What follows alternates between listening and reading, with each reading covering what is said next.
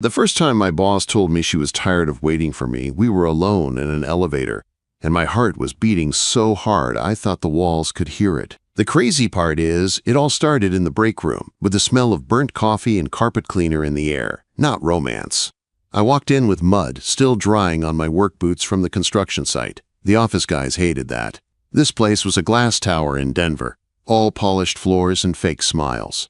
I was the outside guy, the consultant, the one who still got dirt under his nails.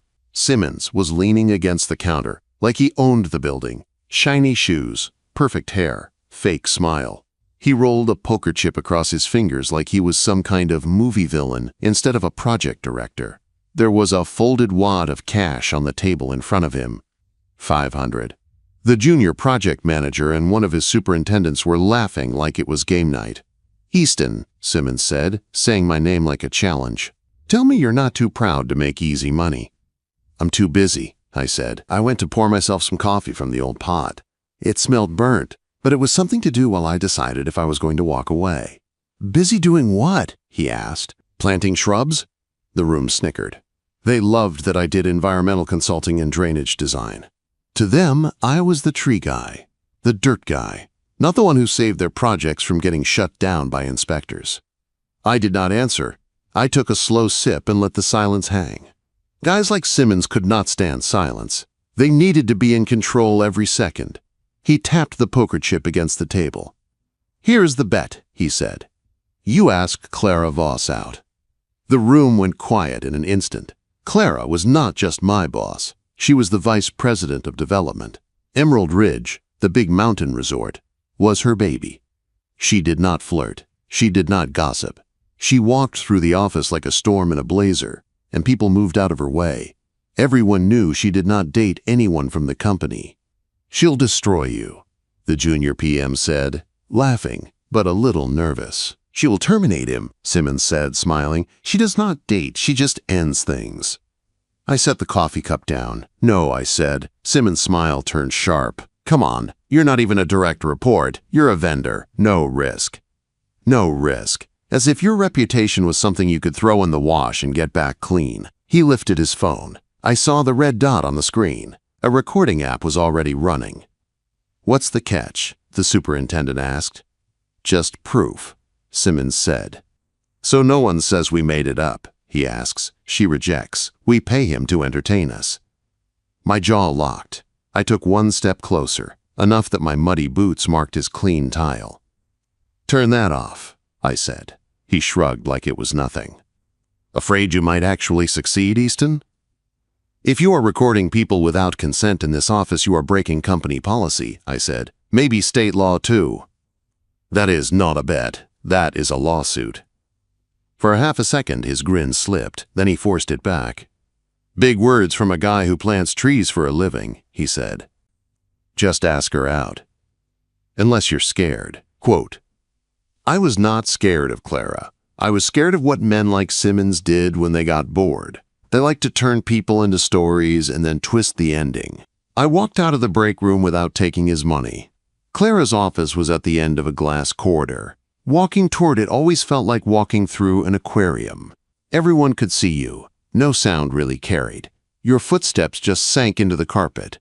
I wiped my boots on the mat twice before I knocked, even though I knew it would not help. Mud always traveled. "Come in," she said. Her office smelled like sandalwood and fresh paper. She was standing over a big rolled-out plan of Emerald Ridge, her dark blazer on like armor, hair pinned back, eyes sharp and gray. She did not look up when she spoke again. "Close the door." I did. My chest felt tight, and it had nothing to do with Simmons' bet. "Tell me Simmons did not send you," she said. "He did not," I said. "Good. Then we can talk like adults." She tapped the plans. "Emerald Ridge, North Slope, retaining wall and stormwater. The board thinks we are ready for permitting." Simmons told them drainage is locked. "It is not," I said. "I know." She still did not look away from the plans. "I need your professional opinion, not his optimism. If we fail the environmental audit, the board pulls funding. If we pass, Simmons gets credit and I get a resort. The way she said it was calm, like she would survive either way, but she would hate to see a liar win. "I will go up today," I said. "No," she said, already reaching for her coat. "We will go up now. I want to see it with my own eyes." I hesitated for half a second. Not because of the sight. Because of her. Because of the dare still echoing in the back of my mind. She lifted a hand. "Before you overthink this, I am not your manager. You are an external consultant. You can say no. If you want to keep this strictly professional, I will respect it." Her words were neat, businesslike, but her eyes stayed on mine a little too long. Something in my chest shifted into place. "I will drive," I said. 10 minutes later, we were walking down the same glass corridor together. She had a plain white coffee cup in her hand, black lid, no logo. 2 co-workers by the windows went extra quiet as we passed. They watched us in the reflection, instead of looking straight. Clara did not care. She handed me the cup, her eyes on mine. "For the drive," she said. "Take it or leave it." Our fingers brushed when I took it. The touch was quick but deliberate. "Thank you," I said.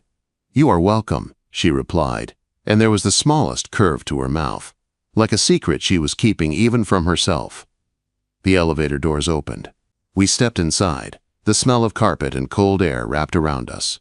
The doors closed, and for the first time all day, it was just us. No glass, no audience. I should have talked about soil and slope angles.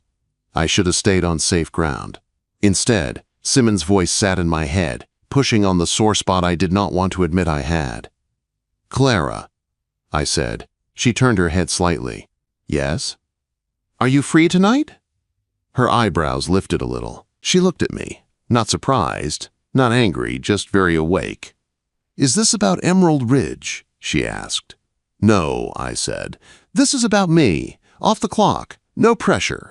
If you say no, my work does not change. Your project does not change." The elevator was quiet. I could hear the soft hum of the building and my own pulse in my ears.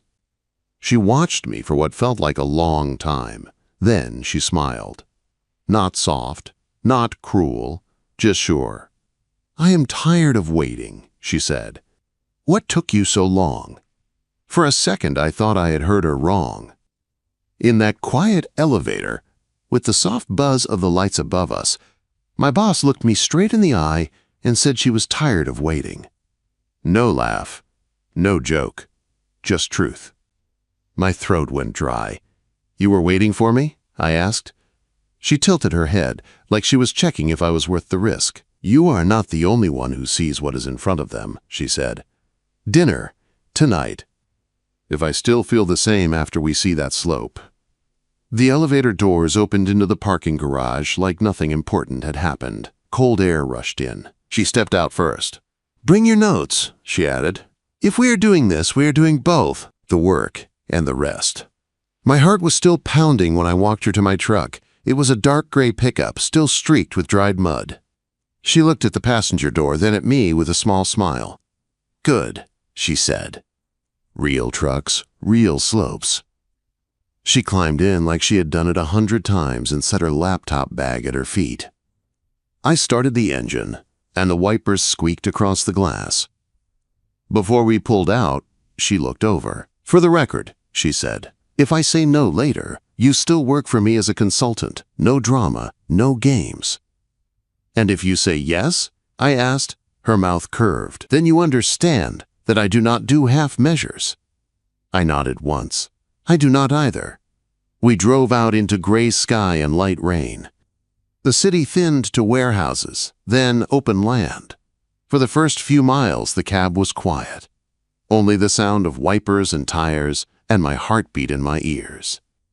She held her coffee cup in both hands like it was a small shield. After about 10 minutes, she let out a long breath and kicked off her heels. She tucked her feet under herself on the seat like she was finally letting herself relax. "This truck smells like wet dirt," she said. "That is honest work you smell," I said. She smiled. "You really hate Simmons, do you not?" "I do not hate him," I said. "I hate what he does when people stop watching." Her eyes went to the windshield. "That makes 2 of us." She reached forward and turned the radio dial until soft jazz filled the space. Not romantic music, just calm. A sound that held the silence steady. By the time we reached Emerald Ridge, the light rain had turned heavy. The mountain looked like it was wrapped in a sheet of gray. The north slope was a long cut of raw earth, dark and slick, with machines parked like tired animals. We stepped out of the truck. The ground tried to steal my boots with every step. Her sleek black heels sank almost at once. She looked down, then up at me with a warning in her eyes. "Do not say anything," she said. I bit back my smile and opened the back door of the truck. I pulled out a spare pair of sight boots, older but clean enough. "You keep extras?" she asked. "I plan ahead," I said. "It is a flaw." She took the boots, steady, and swapped them out, rolling her pant legs up just a little. The VP of development standing in the mud, hair pinned back, blazer on, wearing my spare work boots. The sight did something to my chest. "Do I look ridiculous?" she asked. "You look like someone who belongs on her own site," I said. Her eyes softened for half a second. "Good answer." We walked the slope together. I checked the soil with my small penetrometer and a steel rod, pushing it into the ground. In some spots, the rod slid in too easily. I crouched. "Do you see this?" I asked. She crouched next to me, her blazer brushing my shoulder. "Tell me." "They backfilled too fast," I said. "No proper compaction in layers. When heavy rain hits, water will run under the surface, and this whole section can turn into soup." She took a handful of wet soil and rubbed it between her fingers. "Feels fine to me," she said. "Clay loam," I said, holding my own handful. "It holds its shape but still breaks on the edges. If it was sandy clay, it would smear more. Simmons does not know the difference. He just wants it to look clean on top." She gave me a sideways look. "Did you just compare his work to cheap makeup?" "Yes," I said. "I did." She let out a short laugh, real and surprised. The sound cut through the rain. It warmed something under my ribs. We moved to the planned drainage line. The trench there was shallow, lazy, like someone had drawn it for a pretty brochure instead of a real storm. "This will not hold a serious rain," I said. "Show me," she said. I grabbed a shovel and a trenching spade from the back of the truck. The ground pulled and fought me. Each cut of the spade felt like digging into heavy memory. "You seem to enjoy this," she said, arms crossed, watching. "I enjoy fixing what is wrong," I said. "That is different." She stepped closer and took the second shovel I had brought. "Then you are not doing it alone," she said. I blinked. "You do not have to. This is field work." "I am the VP of development," she said. "If my slope fails, it is my name on the sign. I dig." Mud splashed her blazer. Rain loosened a few strands of hair. She did not care. She worked hard. Breath getting short, cheeks flushing from effort, not flirting. I adjusted her grip on the shovel once, just a light touch on her wrist, then moved back, keeping the line clear between us. Safe. Respectful. After 20 minutes, we had a clean, deeper trench and a clear path for water. I set a small level on a line and checked the fall. "This is what it should look like," I said. She stood beside me, breathing steady again, watching the water track along the cut. "If my board could see me right now," she said, "they would have a heart attack." "If my crew could see me right now," I said, "they would finally stop calling me the gardener." She shook her head. "They call you that?" "Landscaping guy, tree guy, dirt guy, they think I just plant flowers." Her gaze turned serious. "I do not," she said quietly. Something in me went still. The rain, the mud, the cold air, her voice. It all settled into one clear point. She brushed mud from her sleeve and looked back at the slope. "Simmons lied," she said. "You did not." "He will make it your fault," I said. "If the board hears this from him first, he will spin it." She looked at me. "Then we get ahead of him." On the drive back down the mountain, the rain came harder. She hugged her laptop bag to her chest like a shield at first. Then she set it down and sat with her hands open on her knees. "Do you regret asking me about tonight?" she asked after a while. "No," I said. "You know this will not be simple," she said. "Nothing worth it ever is," I said. She turned her head toward me, studying my face. "You really do not do half measures, do you?" "No," I said. "Not in work. Not in anything." When we pulled into the parking garage again, the storm was still rumbling overhead. We stepped out and started toward the elevator. "Dinner," she said. "Do not cancel." "I will not," I said. We rode up in silence. This time it felt different. The air between us was charged but steady, like we had already stepped onto a path we both knew was dangerous and still chosen to walk it. She left on her floor to drop her things in her office. I kept going up one level to grab my laptop from the shared workspace. When I came back down, I saw Simmons standing outside Clara's glass office. He was too close to her door, smiling too wide at someone inside. When he noticed me, his smile shifted. "Easton," he said. "Heard you took our VP up to the site." "Must be cozy." "Just doing my job," I said. He stepped closer so only I could hear. His eyes flicked up to the corner where a small security camera sat. "Careful what you say around here," he murmured. "You never know who might be recording." My stomach went cold. "You are still running that app," I said. He spread his hands like he was innocent. "I am just protecting the company. You are a vendor. Vendors come and go." I pulled out my phone. His eyes narrowed. I sent one quick message to an IT friend who owed me a favor from another job. Possible unauthorized recording near VP office. Check logs. Save everything. I hit send and looked up at Simmons. "Receipts are a thing," I said. For the first time since I had known him, his smile did not look so secure. That night, we were supposed to meet for dinner. I had no idea yet how fast everything was about to explode. The day everything blew up started with a dress shirt I did not want to wear. That night, there was a big gala for Emerald Ridge. Fancy hotel ballroom, board members, donors, speeches.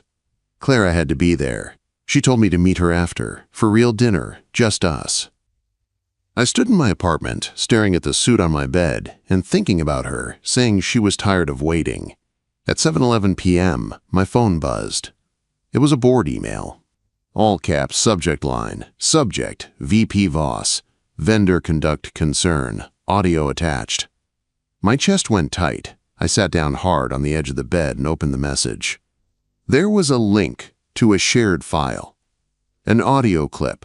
I did not hit play. I did not have to. I knew what it was. Simmons. I could see his smile in my head and the red dot on his phone screen in the hallway. The way he had looked at the security camera. He had been planning this from the start. My phone started to ring. Clara. I stared at her name on the screen. I wanted to answer. I also knew if I heard her voice right then, I would drive straight to that hotel and walk in beside her like nothing was wrong. And if anyone saw us, it would make that audio sound worse, not better. I let the call go. My heart hurt in a way that felt physical. I took a deep breath and texted her instead. "Do not open the attachment. Please, meet me tomorrow. I will explain and bring proof." The dots appeared, then stopped. No reply came. I grabbed my keys. If Simmons had sent that file to the board, at the same time they were all dressed up and drinking champagne, he wanted maximum damage. He wanted them angry and off balance. He wanted them to look at Clara and see the story he had cut and pasted. The only thing I trusted when things were falling apart was work. Systems. Real dirt and real weight.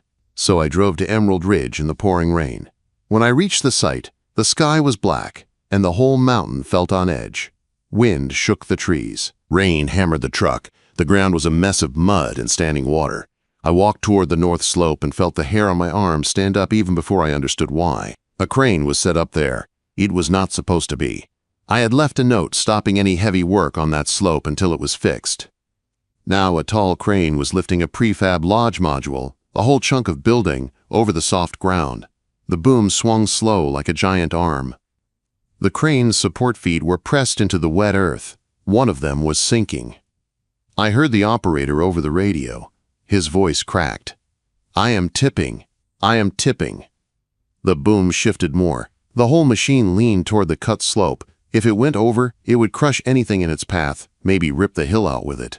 I did not think. I ran. "Everyone get back from the crane," I shouted. "Now, clear the area." Workers turned and stared. Then, they saw the way the crane was tilting and ran. I sprinted to the control stand on the ground near the base. There was a locked cover over the emergency panel.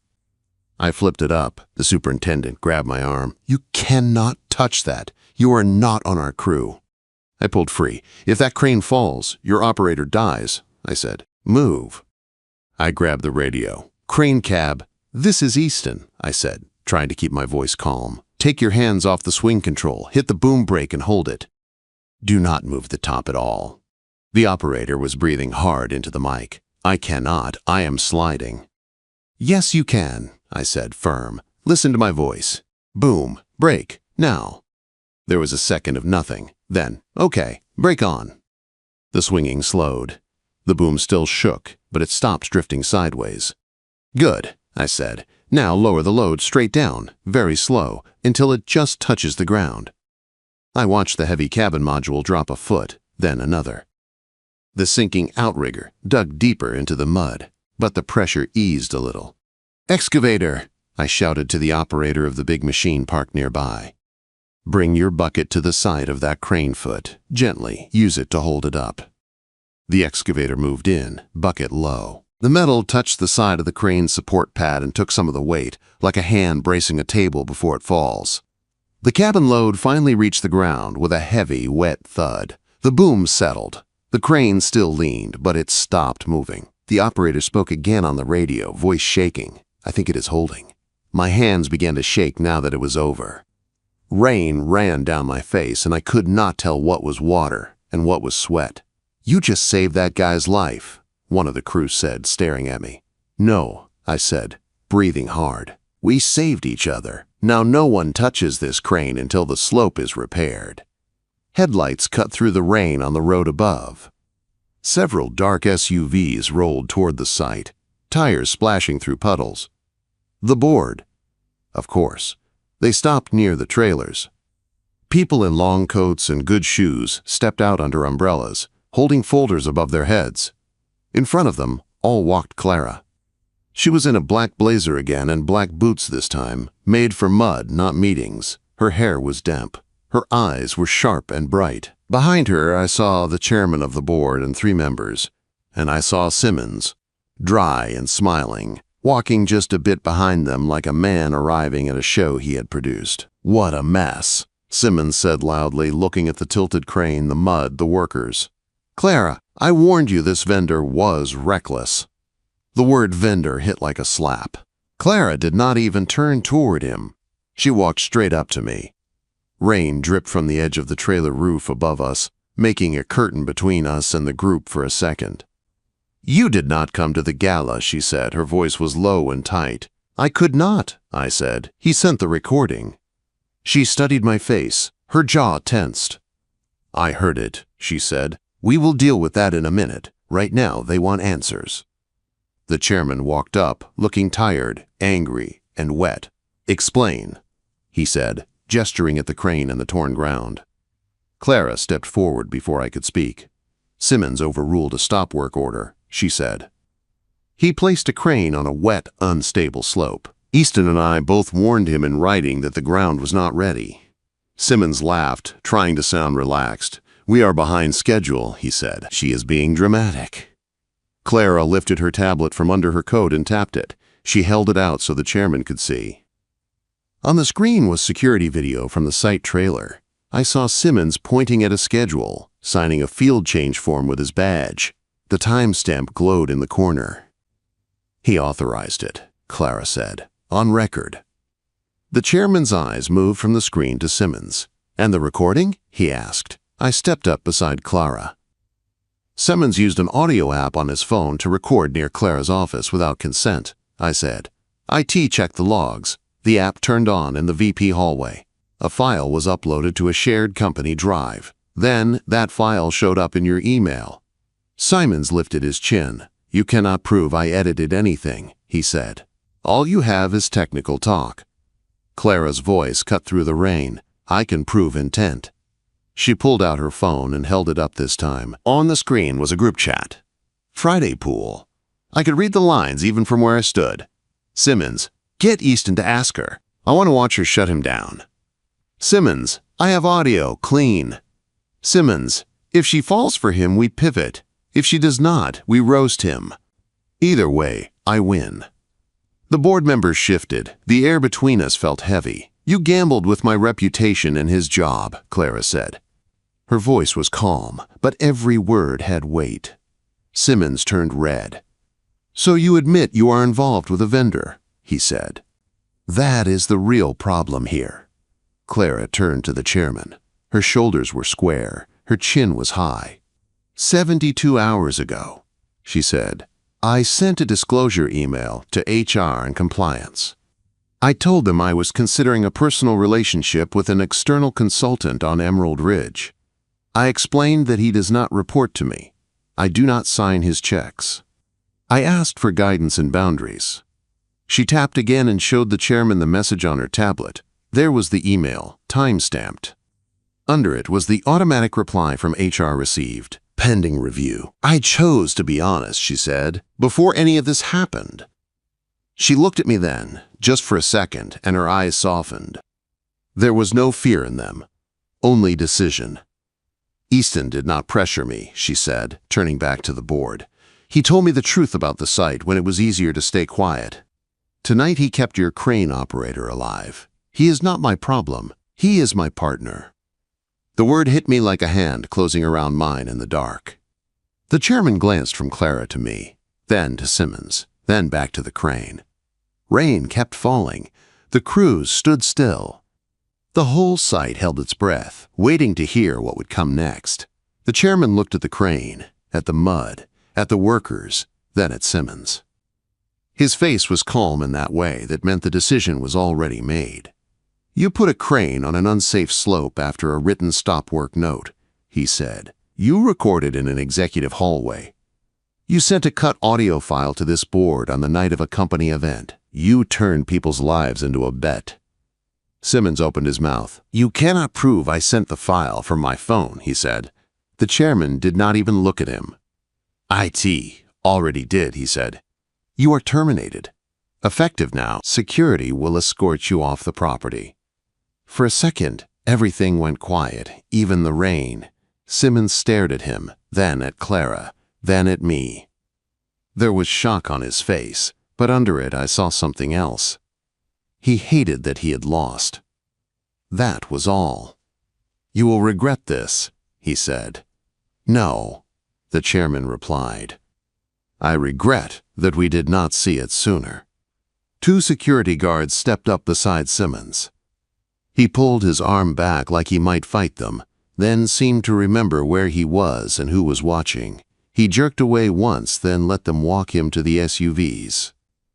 As he passed me, he tried to catch my eye. Maybe he wanted me to feel guilty. I did not. I just felt tired. The board left soon after to go back to the city. The site slowly came back to life. Crews moved to shore up the slope the right way this time. Machines hummed in the rain. Clara and I walked to the small trailer by the edge of the site. The awning over the door kept most of the water off us. The air smelled like wet dirt and diesel. My hands were still shaking, but now it was not from fear or adrenaline. It was from the weight of everything that had just happened all at once. You did not answer my calls, she said quietly. I looked at her. There was mud on her boots. Her hair was damp. Her eyes were steady. I could not, I said. If I had walked into that gala with you tonight, it would have made the audio look true. It would have looked like I did not care about any line at all. I would have hurt you worse. So you stayed away and let them think the worst, she said. I chose to be the bad guy for one night, I said, to keep you from looking like you were in on something ugly. I chose you. She studied me for a long second. For once, she did not rush to speak. She just let the words sit between us. Then she reached into her tote bag and pulled out a folded set of papers. They were already a little wrinkled from the rain. This is my disclosure, she said, the one I showed them on the tablet. I printed it this morning before any of this happened. I planned to give it to you later. I wanted you to see that I picked you before the crash, before the email, before his little game. I took the papers. I read the first lines. She had put everything in clear words. That she worked with me, that I did not report to her, that she was asking for rules so we could do this right. You sent this 3 days ago, I said. Yes, she said. I did not want our story to start in a dark hallway with a rumor. I wanted it to start in the open. My throat tightened. You chose me before Simmons tried to twist it, I said. I chose you before the board ever heard that file, she answered. I chose you the moment you stood in my office and told me the slope was not safe. I chose you when you did not take his money. I chose you when you drove up that mountain with me instead of staying in the warm office. I swallowed hard. The rain hit the metal roof above us in a steady beat. The sound made a kind of private circle around us. She took a step closer. So I am going to ask you this once, she said. Do you want this? Not the drama, not the fight, not the story they will tell me. My chest hurt in that good sharp way, like something heavy inside. It was finally moving into a better place. Yes, I said. My voice came out low but sure. I want you. I want us. I also want to do it clean. No hiding, no games. She nodded once. Her shoulders dropped, like she let go of air she had held for days. Consent, she said. Say it out loud.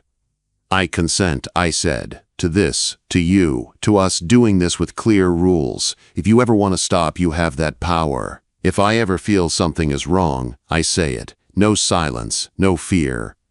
Her eyes warmed. Good, she said. Then she reached up, took my collar with both hands, and pulled me down into a kiss. It was not some movie kiss with fireworks and loud music. It was slow, firm, honest. Her mouth was soft and sure against mine. Her hands were steady. She did not cling. She did not test. She met me like an equal. When we pulled back, she rested her forehead lightly against mine. We are doing this, she said. Yes, I said, we are. 2 weeks later, Emerald Ridge had its opening gala again. No Simmons this time, no storm. The main lodge glowed warm against the dark pines. The big windows spilled gold light onto the snow. Inside, the air smelled like cedar, good food and champagne instead of panic and carpet cleaner. I wore the same suit I had laid out that first night. It felt different now, not like a costume. Like armor I had earned. Clara walked into the lobby beside me. People turned to look. Some of them tried not to stare. Others whispered behind their glasses. She did not shrink. She did not slow down. She moved through the room like the resort belonged to her, because it did. You clean up well, she said under her breath. I feel like a penguin, I said, tugging at my tie. She smiled without looking at me. Get through the speeches, she said. Then we leave. Leave? I asked. Yes, she said, leaning closer. Her breath warmed my cheek. I have a craving for bad diner coffee and a drive where no one is taking notes on us. Quote. I laughed for the first time that night. Deal, I said. After the chairman finished his speech and cut the ribbon, after the last polite handshake, we slipped out a side door. The cold air on the porch felt clean. We drove down the mountain with the radio low and the heater turned up. The road lights slid past us, white and yellow stripes in the dark. At an overlook, she told me to pull over. The sky above was clear now. The town lights below looked small and far away. The engine ticked as it cooled. She turned toward me and took my hand. Her fingers were warm and dry. I have something for you, she said. She placed a small velvet box in my palm. My heart kicked hard. Clara, I said, staring at it. Relax, she said with a soft eye roll. Open it. Inside was not a ring. It was a key, simple, silver, smooth from use. This is not a proposal, she said. This is a key to my house in Denver and to the office at Emerald Ridge. So you stop waiting outside like a vendor when you are already part of it. I closed my fingers around the key. It felt cold and heavy at first, then started to warm against my skin. You do not have to use it, she added. I am not giving you pressure. I am giving you a choice. I am done living like every good thing in my life has to be approved by someone else first. I looked at her, at the steady line of her jaw, at the way she watched me without fear, at the woman who had risked her job to stand against a lie and had still walked through that gala like she did not owe anyone shame. I am not asking for permission, I said. I am accepting the responsibility. Her smile turned sharp and soft at the same time. Good, she said. She leaned in and kissed me once, quick and sure, then pulled back like she was daring me to keep up with her life. I can do that, I said. On the drive back to the city, I kept the key in my palm.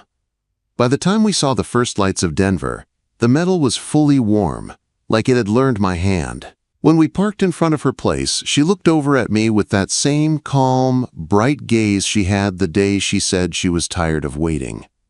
Last chance, she said. You can keep this as a symbol only, or you can really use it. I turned the key once in my fingers and smiled. I am not late this time, I said. I am right on time.